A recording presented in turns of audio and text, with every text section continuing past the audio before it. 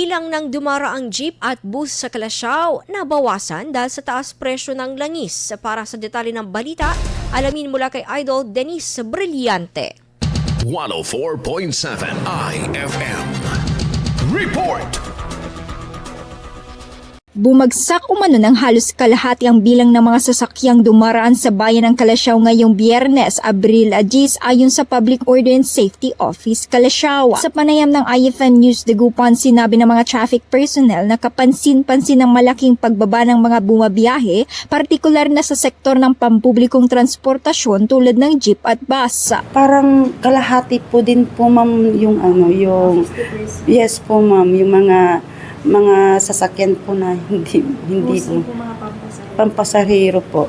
Tulad ng mga bus po, medyo kumonti po yung mga nila, hindi kagaya noon na madami pong pumapasada, hindi. Pati yung mga tricycle ganun din po.